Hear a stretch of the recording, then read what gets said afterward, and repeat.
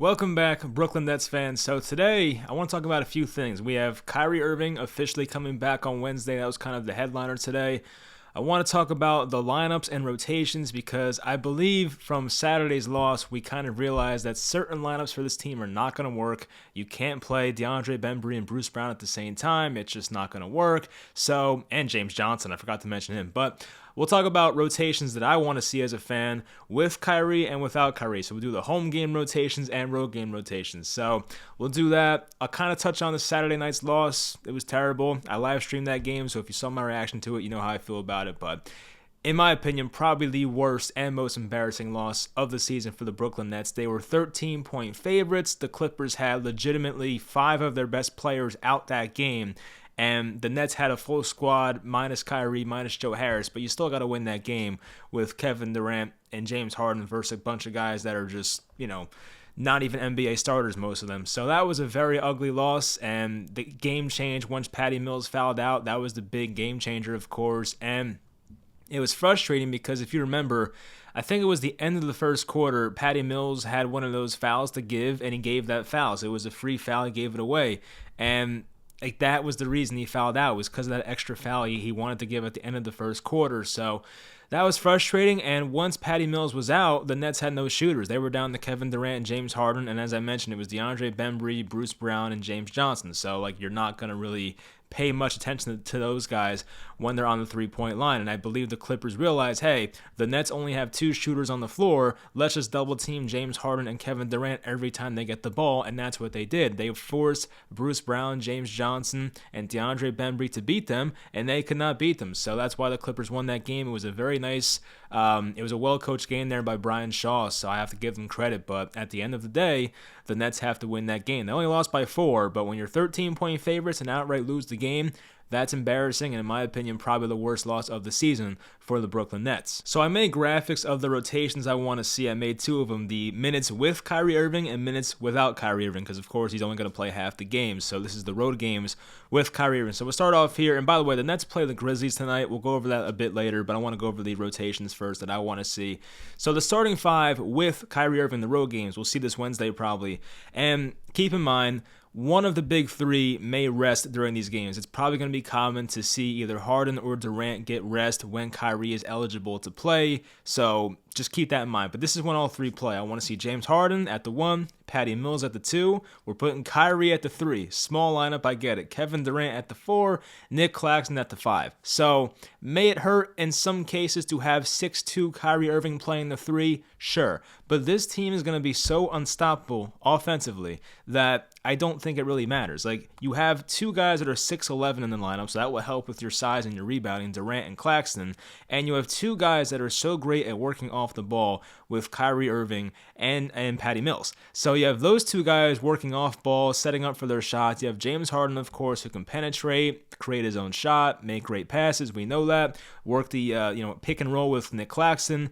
I would just feel bad for teams that have to guard this lineup. So can they get hurt on the boards? Can they get hurt with a size disadvantage? Sure, that may happen in some cases, and you may have to make adjustments. But I think this starting lineup would work out perfectly offensively. So I'm very excited about that. Now, as for the reserves, James Johnson, I have him as one of the first guys off the bench. Don't have a minutes thing next to him, but I don't know. Just put him in behind Kevin Durant or behind Kyrie Irving to play the 3. Then you have LaMarcus Aldridge and Cam Thomas and Kessler Edwards. So for some reason, it seems like Steve Nash and the Nets don't want to play the rookies. I don't know why. Cam Thomas, right after Joe Harris got injured, kind of worked his way into being the 6th man on the team, and now we're seeing less of Cam Thomas. And it's not like Cam Thomas has been great, but he hasn't been awful either. I want to see him play more. He is one of the most naturally talented scorers on this team, probably in the top 5 or 6. So when the Nets need offense and don't have enough shooters on the floor, Cam Thomas can be that guy to help the scoring and kind of help the spacing on the floor. And keep in mind, Joe Harris will come back at some point. Now, is it Joe Harris or Patty Mills starting?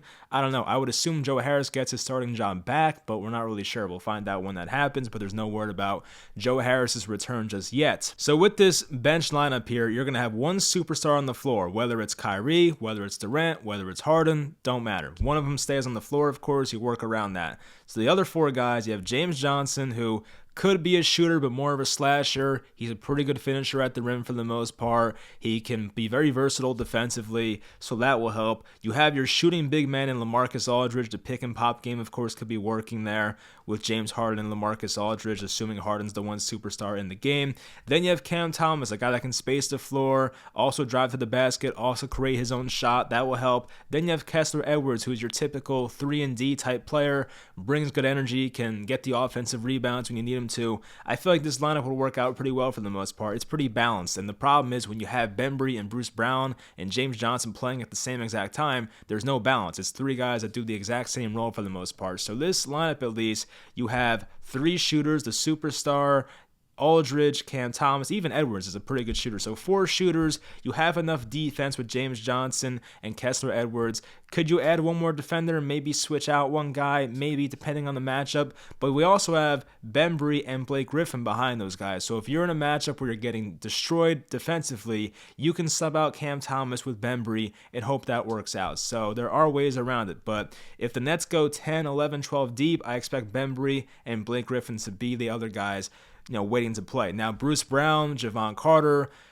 guys like Day'Ron Sharpe, they're not in this rotation. That's just how it is. I don't think Bruce Brown has been that great this year. He's had a couple of really nice games, but for the most part, Bruce Brown has not really been the same guy he was last year. We have to admit it. The floaters are not going down like they used to, and teams are not respecting his jump shot, so he's not helping the spacing on the floor, and we've seen Bembry play his role at a better level, I think. I have to be honest. I think Bembry's played better than Bruce Brown this year, so Bembry, in my opinion, should get the nod over Bruce Brown at this point, and I see no problem with playing the rookies. I know that this Nets team there's a lot of veterans, there's aspirations to win a title this year, I get all that, but if these rookies are playing well, why would you avoid it? Paul Millsap is clearly washed. I just mentioned Bruce Brown's not playing the same way he was last year. A guy like Bembry does not help the floor spacing all that much, so why not throw out Kessler Edwards and Cam Thomas and see what happens? What's the worst that could happen? We're in January. You might as well test it out now and see if these guys can play meaningful minutes. Don't put them in there when half the roster's out with COVID. Play them now with the superstars and see how that goes. So that's what I want to see personally. And now we'll talk about the minutes without Kyrie Irving when the Nets have home games. Now here's the minutes without Kyrie Irving, which will be the home games, of course, for the Brooklyn Nets. So the starting 5 now is James Harden, Patty Mills goes to the 2, Kevin Durant at the 3, James Johnson at the 4, and Nick Claxton at the 5. So the biggest change here, of course, would be James Johnson. The rest of these other 4 guys, they start normally. But James Johnson, I feel like, would complement this lineup very nicely. He's a guy that can handle the ball. Once again, finishes nicely at the rim. He can make those reverse layups as we always see. He plays good defense for the most part. I just think James Johnson would help with this team. So, of course, Nick Claxton is going to occupy the paint a lot of times, and James Johnson will be at the corner and have to pick his spots of when to cut to the basket. James Johnson can make a corner three-pointer. It's not impossible. Sometimes James Johnson looks terrible shooting threes, and sometimes he looks decent. So, if they leave him wide open, he may hit some once in a while, so you have that going for you. But it's mostly for defense. Nick Claxton's only one guy.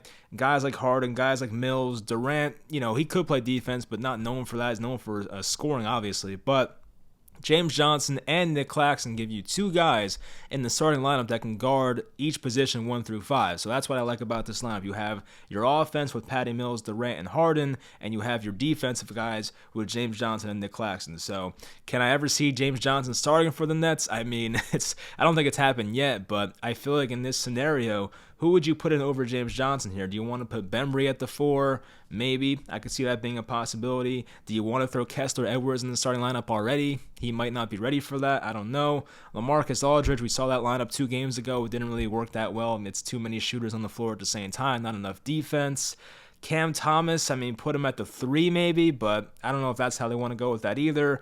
Blake Griffin at the 4, I don't think so. Doesn't play the same type of role that James Johnson plays. Johnson's a better ball handler, can get by people, create his own shot in a way, so I don't think Blake Griffin would fit there either. So for me, it's James Johnson. Now, I don't know if they want to throw Bruce Brown completely out of the rotation. It could be Bruce Brown at the 4 here, and I could be completely wrong, but this is what I want to see as a fan. So, I could be wrong here for sure. I don't think James Johnson will start at some point, but I just feel like they should try this out and see if it works. Why not? Now, as for the reserves without Kyrie Irving, we're going to have Kevin Durant or James Harden, one or the other, playing, of course. The other 4 guys, LaMarcus Aldridge, Cam Thomas, Kessler Edwards, and a mixture of Bembry or Blake Griffin, depending on the matchup. If it's a bigger team, you're going to put Griffin out there. If it's a smaller team, you're going to put Bembry out there. So one of those guys may get a DNP based on the matchup, but it is what it is. So I think depending on the matchup, Bembry or Griffin, obviously Kessler Edwards, I want him to stick in the reserve role and be one of those guys off the bench playing about 15 to 20 minutes per night.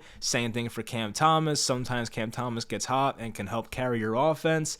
LaMarcus Aldridge, of course, very good shooter. He can score in the paint. We know that. So, this lineup, I guess, defensively could be better. I kind of have concerns about that because, of course, if it's Harden, he's not a lockdown defender. Aldridge is a decent post defender, but not known for it. Cam Thomas, not known for defense. Edwards can play good defense, and you're going to rely on Bembry or Griffin to be your really good defender out there. So that's the one problem I have about this lineup. But either way, it's fine. I don't know which way Steve Nash and the Nets will go with their lineups, but I do think tonight something changes. I do hope that they watch that Clippers game back and realize, wow, there was no spacing on the floor, and our superstars got doubled every time they touched the ball. So they have to change something, and we'll find out tonight against the Grizzlies what they do exactly. Now, as for the Grizzlies, they have like 3 pretty somewhat important guys out tonight. Dylan Brooks is an important player for them, of course. Kyle Anderson, the good defender. DeAnthony Melton's a decent player. So they have 3 guys out tonight that are pretty, impactful players for the Grizzlies. They still have John Morant, still have Jaren Jackson, Steven Adams, Desmond Bane. So they still have players here. Tyus Jones, I always liked him. So they have guys, we know that, but the Nets tonight are favorites by 6.5 points right now. So I would hope the Nets can win that game. This would be the first time all season they lose 3 in a row if they can't win this one. So that would be a tough look for the Nets. It's the final game of the homestand tonight. Then Wednesday, it's to Indiana. You get Kyrie Irving's season debut. Very excited for that. So hopefully Kyrie has something special in store for us. I'm sure he's excited to get back himself. So yeah, hopefully they win tonight and we'll see what happens. I hope you guys enjoyed this video, and I hope the Nets can bounce back on what I thought was their most embarrassing loss of the season. And I will talk to you guys next time.